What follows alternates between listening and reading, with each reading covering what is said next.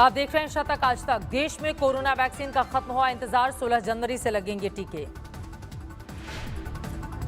PM Modi ने high level समीक्षा बैठक के बाद लिया फैसला। मीटिंग में cabinet secretary, principal secretary, health secretary और दूसरे बड़े अधिकारी शामिल। पीएम मोदी ने कोरोना के खिलाफ भारत की लड़ाई को बताया ऐतिहासिक। कहा 16 जनवरी से देश में चलाया जाएगा टीकाकरण अभियान। सबसे पहले हेल्थ वर्कर्स और फ्रंटलाइन वर्कर्स को लगाई जाएगी वैक्सीन। करीब 3 करोड़ लोगों को टीका लगने का अनुमान। इसके बाद 50 साल से ज्यादा उम्र के लोगों को दी जाएगी वैक्सीन। कम उम्र के गंभीर रूप से बीमार लोगों को भी लगेगा टीका। बंगाल के एक दिन के दौरे पर बीजेपी अध्यक्ष ने ममता बनर्जी पर साधा निशाना। वर्धमान में बोले ममता ने किसानों का हक मारा।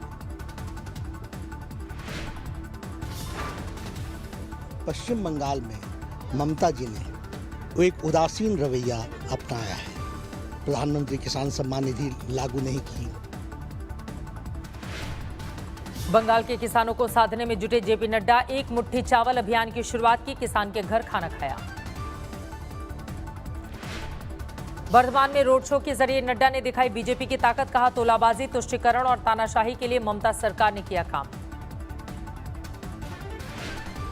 जेपी नड्डा ने वर्धमान में राधा गोविंद मंदिर में किया दर्शन, मांगा जीत का आशीर्वाद।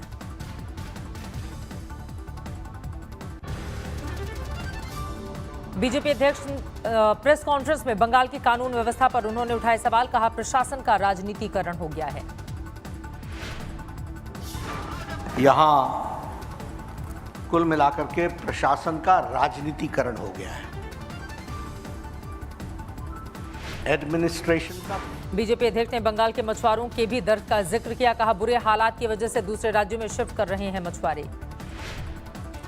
दिल्ली में गृह मंत्री अमित शाह से बंगाल के राज्यपाल जगदीप धनखड़ ने की मुलाकात। बोले राज्य में फैल रहा है अलकायदा। सिक्योरिटी एनवायरनमेंट कितना खतरे में है ये सार्वजनिक है। अलकायदा ने पांव पसार लिए। Illegal bomb making is rampant. प्रवासी भारतीय सम्मेलन को पीएम मोदी ने किया संबोधित। कहा दुनिया में भारतीयों का डंका बज रहा है। कोरोना काल में भारत और भारतीयों की मदद के लिए पीएम ने प्रवासियों का शुक्रिया अदा किया। कहा आपके संस्कार में दुनिया में उजागर हो रहे हैं। प्रवासी भारतीय डॉक्टर्स, पैरामेडिक्स और सामान्य भारतीय नागरिकों द्वारा किस प्रकार से सेवा हुई है। पीएम मोदी ने भारत के लोकतंत्र को दुनिया में बताया सबसे मजबूत। कहा तकनीकी से भ्रष्टाचार को खत्म कर रहे हैं। पीएम मोदी ने अपने संबोधन में आतंकवाद का भी जिक्र किया। कहा आतंकवाद के खिलाफ भारत खड़ा हुआ तो दुनिया का साथ मिला। लद्दाख में भारतीय सीमा में घुसा था चीनी सैनिक। जवानों ने पैंगोंग त्सो के करीब से पकड़ा। पाकिस्तान ने तोड़ा सीजफायर। राजौरी जिले के नौशेरा सेक्टर में फायरिंग।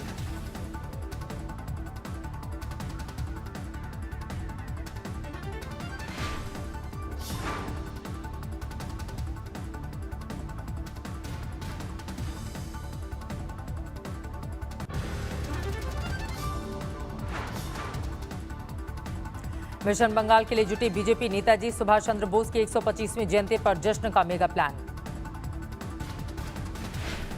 प्रधानमंत्री मोदी की अध्यक्षता में हाई लेवल कमेटी का गठन। 23 जनवरी से आयोजन की शुरुआत। नेताजी की याद में कमेटी 1 साल के लिए तैयार करेगी कार्यक्रम। नेताजी के परिवार के लोग भी कमेटी में होंगे शामिल। मुरादनगर शमशान घाट हादसे की जांच के लिए जा रही है एसआईटी की कार को बस ने मारी टक्कर। बाल बाल बचे सभी अधिकारी। केंद्रीय शिक्षा मंत्री रमेश पोखरियाल निशंक ने राज्यों को दिया स्कूल खोलने का अधिकार। कहा स्कूलों में कोविड-19 के गाइडलाइन का पालन जरूरी है।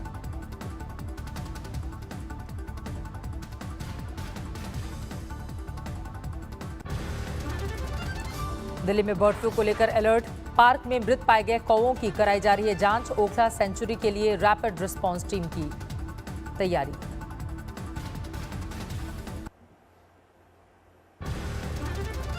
किसान और सरकार के बीच बातचीत बेनतीजा रहने के बाद आज किसानों की बैठक। आगे की रणनीति पर चर्चा। किसान नेता राकेश टिकैत ने किया बड़ा दावा। कहा यही सरकार तीनों कृषि कानून को खत्म करेगी। खत्म करेंगे यही सरकार खत्म करेगी और यही बयान देगी कि हम किसानों के साथ में, किसानों की डिमांड। इस विश्वास की एक वजह बता दीजिए, 40 दिन से ज्यादा कब? इंडियन नेशनल लोकदल के नेता अभय चौटाला ने किसान हित में त्यागपत्र देने की घोषणा की। कहा 26 जनवरी तक नहीं लिए कृषि कानून वापस तो देंगे विधायक पद से इस्तीफा। यूपी किसान कल्याण सेवा समिति ने केंद्रीय कृषि मंत्री नरेंद्र सिंह तोमर से मुलाकात की। कृषि कानूनों का किया समर्थन।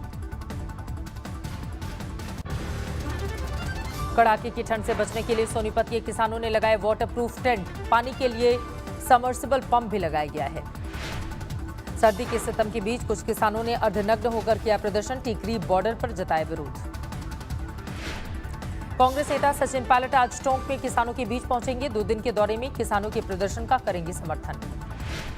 किसानों और सरकार के बीच बातचीत बेनतीजा रहने पर बीएसपी सुप्रीमो मायावती ने जताई चिंता। ट्वीट कर समस्या का जल्द समाधान करने की अपील की। यूपी के सीएम योगी आदित्यनाथ ने चावल वितरण कार्यक्रम का किया शुभारंभ। चंदौली के गरीब परिवारों को मिलेगा इसका लाभ।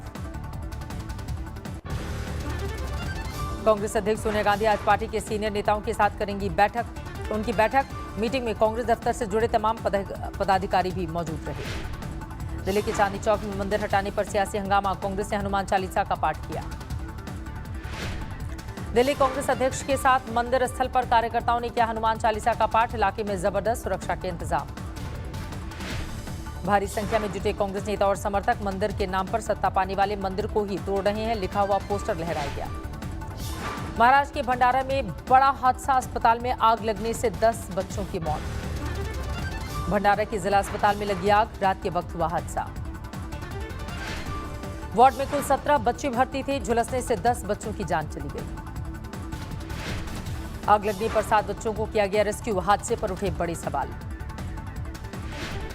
शॉर्ट सर्किट से जिला अस्पताल में आग लगने की आशंका। देर रात करीब 2 बजे धुआं निकलता दिखाई दिया।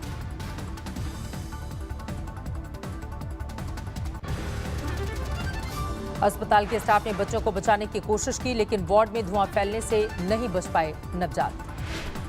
महाराष्ट्र के सीएम उद्धव ठाकरे ने स्वास्थ्य मंत्री और इलाके के डीएम से ली पूरी घटना की जानकारी। जांच के आदेश दिए गए। भंडारा हादसे पर पीएम मोदी ने जताया दुख। ट्वीट कर लिखा, भंडारा की घटना बेहद दर्दनाक। गृह मंत्री अमित शाह ने भी नवजातों की मौत पर जताया दुख। पीड़ित परिवारों के प्रति जताई संवेदना।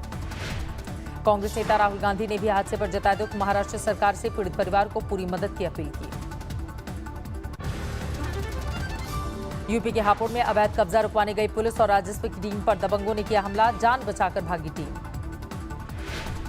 राजस्थान के बाड़मेर में नशे के खिलाफ महिलाओं का प्रदर्शन। जिले में नशीली चीजें बैन करने की मांग की। भुवनेश्वर में 50% क्षमता के साथ खुले सिनेमा हॉल लॉकडाउन के वक्त से थे बंद।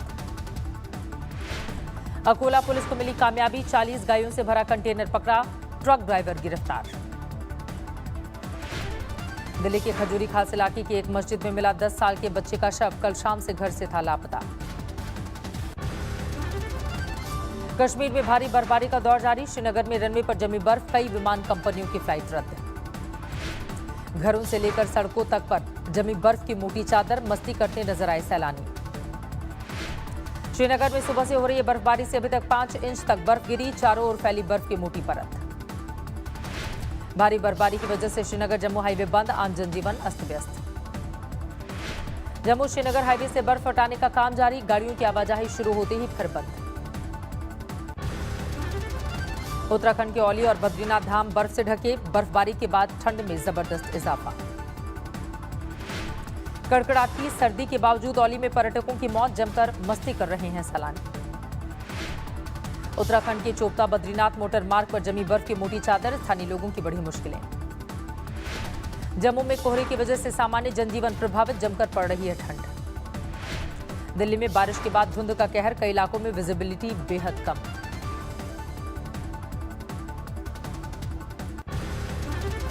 जम्मू कश्मीर के किश्तवाड़ में 2 घरों में लगी आग। आर्मी के जवानों ने लोगों का किया रेस्क्यू। बेंगलुरु में पेंट और थिनर के गोदाम में लगी आग। 8 फायर टेंडर आग बुझाने में जुटे। पश्चिम बंगाल के आसनसोल में लड़की की रेप के बाद हत्या। पड़ोसी पर लगा आरोप। यूपी के बुलंदशहर में जहरीली शराब पीने से मृतकों की संख्या 6 हुई। 15 लोग गंभीर हालत में अस्पताल में भर्ती। हिसार में दिन दहाड़े युवक की चाकू मारकर हत्या। टोपी और मास्क पहने हुआ था हत्यारा। पुलिस छानबीन कर रही है।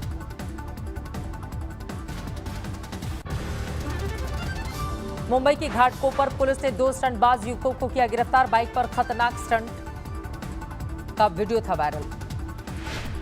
यूपी के हापुड़ में अवैध कब्जा रुकवाने गई पुलिस और राजस्व टीम पर दबंगों ने किया पथराव। टीम ने भागकर बचाई अपनी जान। बेल्लारी में एक शराब फैक्ट्री में लगी भीषण आग, 3 लोग झुलसे। हाजीपुर में पुलिस ने अवैध शराब के कारोबार पर कसा शिकंजा। पकड़े गए कारोबारी ने फलों से हेल्दी शराब बनाने की अनोखी दलील दी। यूपी के अंबेडकर नगर में पुलिस ने हत्या के 2 आरोपियों को किया गिरफ्तार। मुठभेड़ के दौरान एक बदमाश और एक पुलिसकर्मी को लगी गोली।